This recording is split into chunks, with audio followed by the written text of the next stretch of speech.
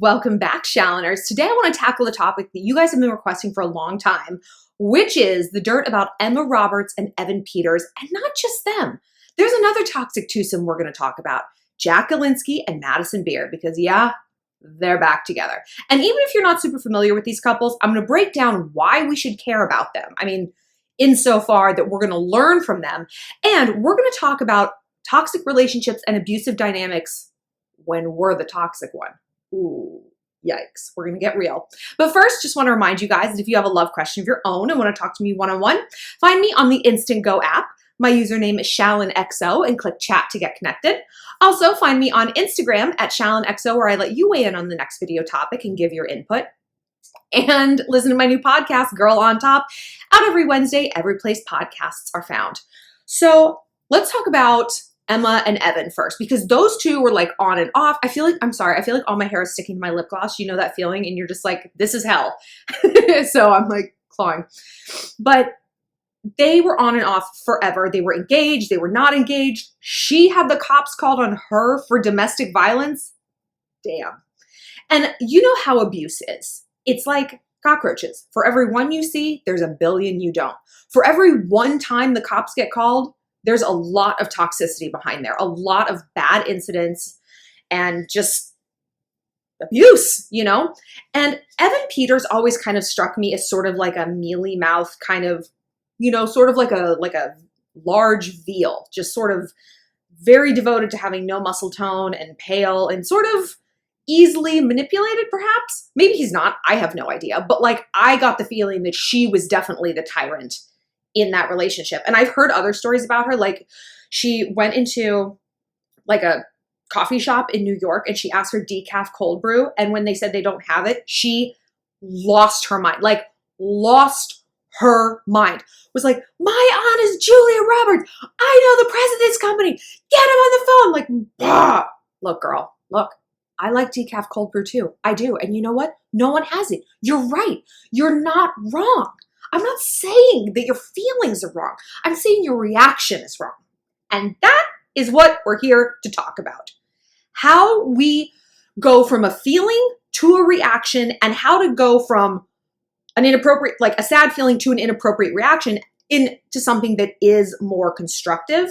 Because look, it's really easy to look at people who are abusive and toxic and be like, fuck them, like throw them in jail. I get it. And I'm obviously harsher on men when they're abusive because they can kill women. Obviously, women can kill men, but come on.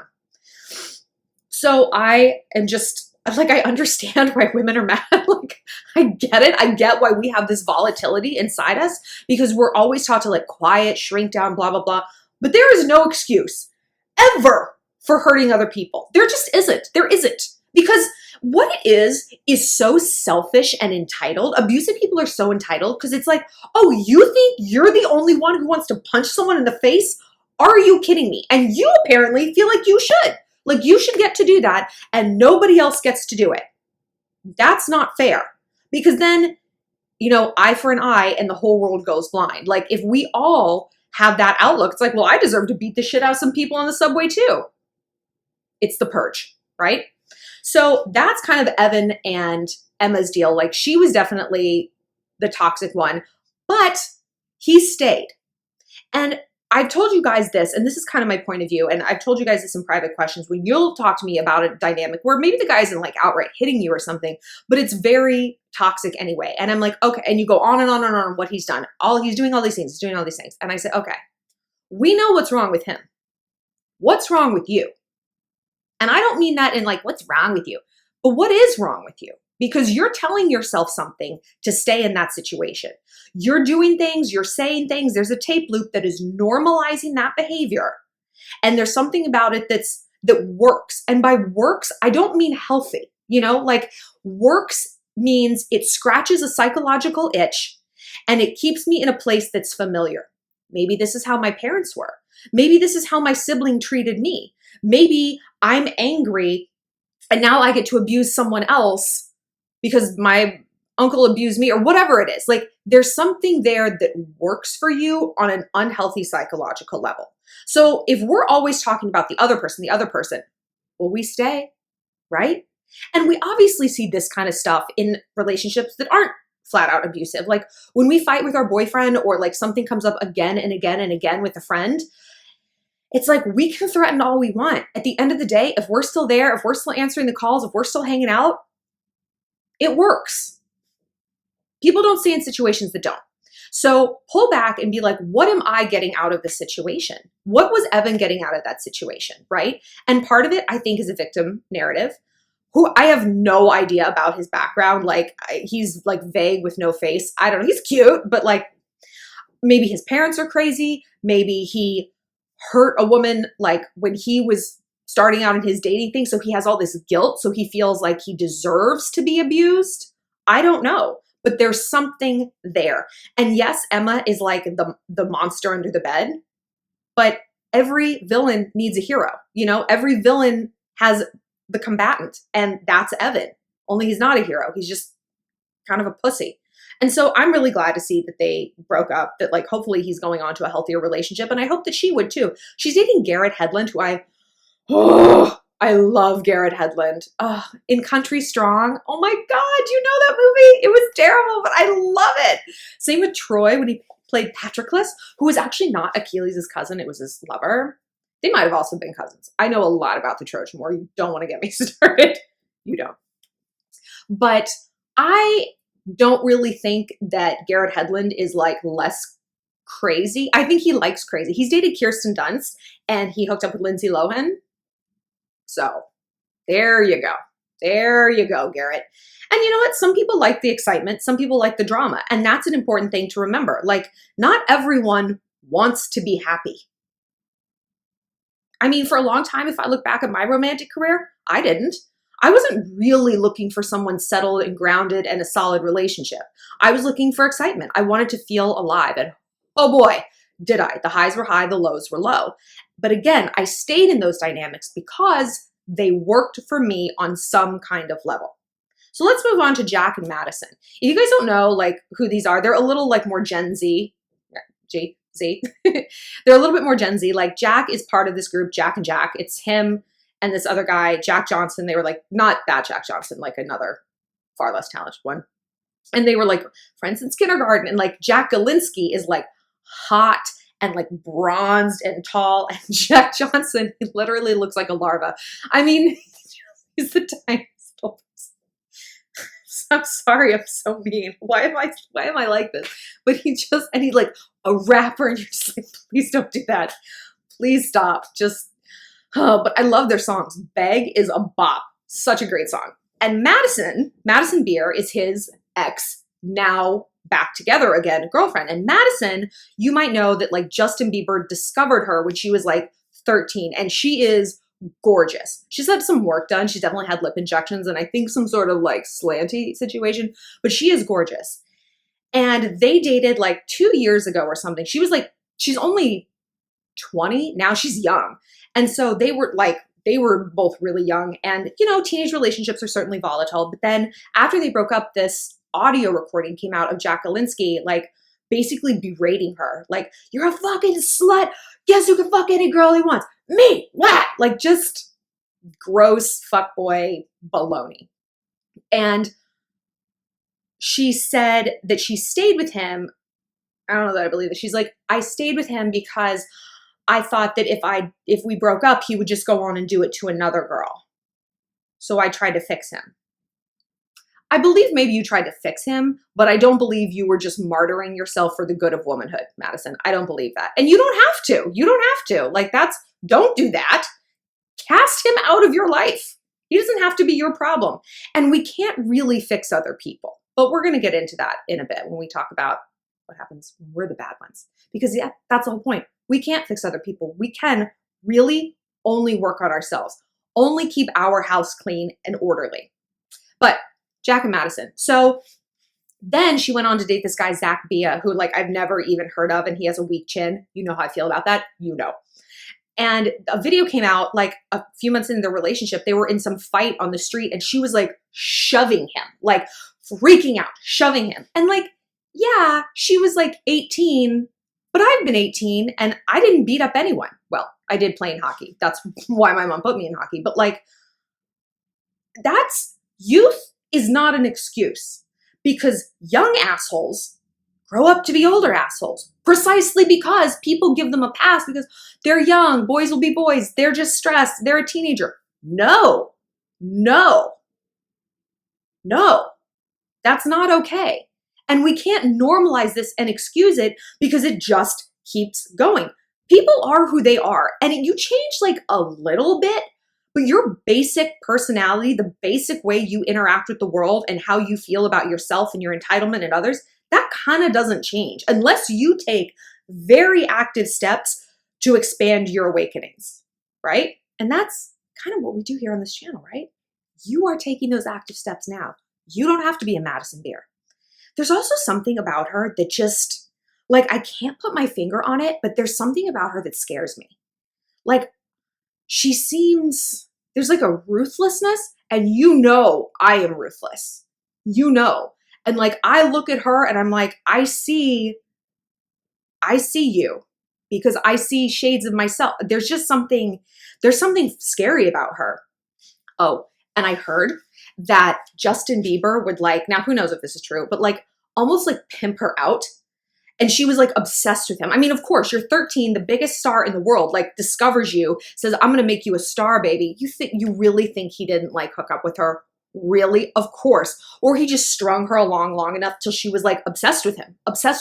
And Justin is a fairly toxic person. He has a shit ton of issues. And I'm not surprised that he maybe infused some of those into her.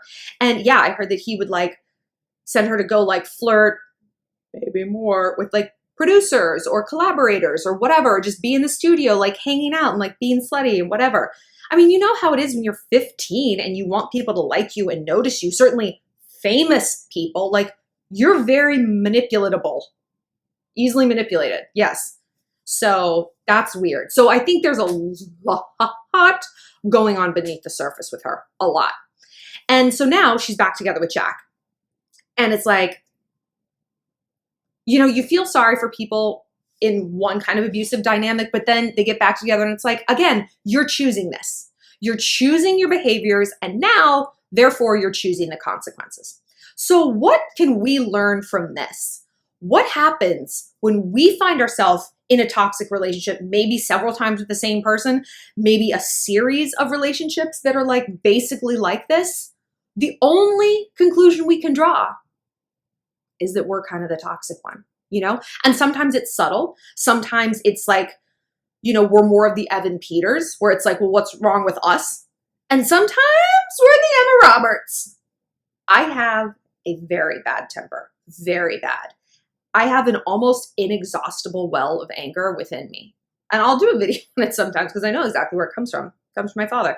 But I work really hard to express myself constructively, to argue in a constructive way. And I don't like ever blow up and freak out on people like close in my life. I don't. Like, I will freak out like in traffic and just scream in my car, but like that's how I express it, you know? But it's work and it's tiring. You know, it sucks. I would like to just rage and break dishes, but I don't. I literally never do that. So I understand what it's like to always have to monitor, to not like while out and become the Hulk. And it's annoying. And it feels there's an element of unfairness. It's like, well, why don't I get to express how angry someone's made me? Because here is the thing. You can either be right or you can be happy. Let's flip that. You can either be happy or you can be right, because the right is the better thing. So what does that mean? You can be happy in that it will make me happy. Like, it will satisfy my impulses to rage and throw things and like claw at my boyfriend with my scratchy long nails. But no,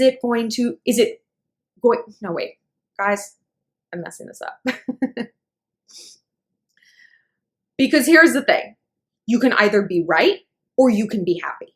And right means I want to do what I want to do. I deserve to act like this. I deserve to act like this. I deserve to throw dishes and scratch my boyfriend's eyes out. And where's that going to get you? You actually deserve to be happy, right? We all deserve to be happy and healthy.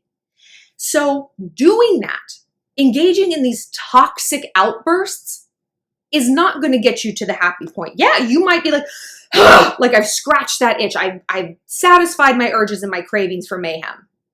and now you got dumped. Or worse, you've entrenched yourself further in a really toxic dynamic with someone who clearly is also unhealthy, because a healthy person doesn't put up with that shit, right?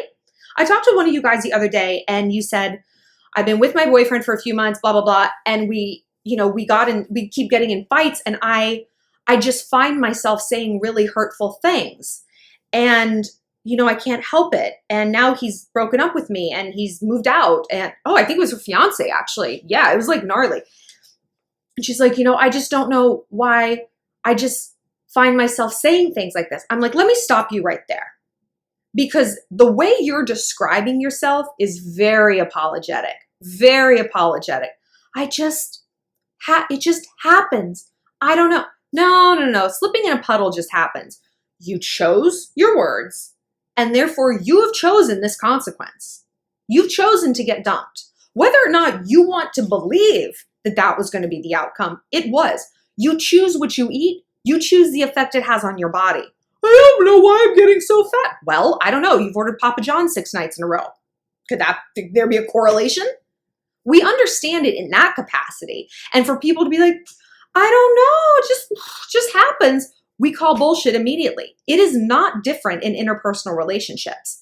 So that's what I said. I was like, you need to figure out where this is coming from. Either you're self-sabotaging because you are too wussy to just get out of a relationship you're not happy in. And so you're doing the classic thing that guys do to us, which is poke, hoping that she'll dump me and I don't have to do the dirty work because I'm a coward. And it's disgusting and it's infuriating when people do that, when we have to be our own executioner. It's awful. So we can't do that to other people either. Or, like I said earlier, this was a dynamic that was modeled to you. This is like how your parents acted. This is what you saw. Or you're just selfish and you believe that you have the right to express yourself and rage and no one else does. And here's the thing with emotions like that. They cover up hurt or frustration, right? And a lot of us apologize for abusive guys like, he's just hurt. No. Hurt people hurt people. A Jack and Jack song. I'm bringing it all full circle. But just because he's hurt, we all have a sad song to sing. We all do. Like I said, everyone has a justification to do bad in this world. We all do. That doesn't mean you just get to do it. And it certainly doesn't mean anyone should make an excuse for your ass. So what you need to do is get yourself into some therapy and really untangle the root of this anger, the root of the self-destructiveness. Is it contingent on this relationship? I don't want to be in it and I don't know how to get out of it. Is it they've hurt me in the past and I'm still so wounded over it because they cheated or whatever that I am just clawing and clawing and clawing, trying to fill the hole that they shot through me? That doesn't work. Believe me, I've tried. If you can't really move forward, and I'm not saying you have to, you can't be in that relationship. You have to just cut your losses and leave. Because again, it all comes back to, why does this work for me? And do you want to be with someone who enables you to be the worst self? Psychologists agree that the best relationships are with people who not bring out the most authentic version of ourselves, but the best version. Because the authentic me is one who eats nothing but Butterfingers and smashes windows when I get angry. I don't need someone saying that. I need someone who's going to lead by example. I need someone who's going to meet me in a healthy place in terms of communication and behaviors and commitments. I need someone who is going to level me up. And if you don't, and of course, no one's going to sit here and be like, no, I want to be a shitbird. But your behaviors and your patterns have perhaps demonstrated otherwise. Then you need to ask yourself, what am I getting out of staying sick? What am I getting? A license to do whatever I want? And therefore, I don't have to focus on the rest of my life. I don't have to focus on my career, where it's going, or my health issues, or mending fences with my family and friends. You're getting something out of it. Maybe it's simply a victim narrative. Maybe you like the attention you get after an outburst, and then you apologize, and then you feel closer to your partner, right? That happens a lot with abusive women. They're like, I'll take the hit because afterwards he's so sorry and he's so sweet. I know, I've been there. I know. It's tough. But there is something under there, and I can't know it. Only you can know it. And that's why therapy is really, really important. They can make connections that we could just never see. And working through stuff like this is not a one and done therapy thing. I mean, yes, like one session can give you some clarity, but you need cognitive behavioral tools to deal with anger, to diffuse situations, to make better choices. And again, if you don't want to do that, you have to ask yourself why. Why do you think you deserve to stay sick? Sick. Did I say sick? For more, follow me on Instagram at ShallonXO. And like I said, if you have a question of your own, you want to talk privately about something, find me on the Instant Go app. My username is ShallonXO and click chat to get connected. I'll see you next time.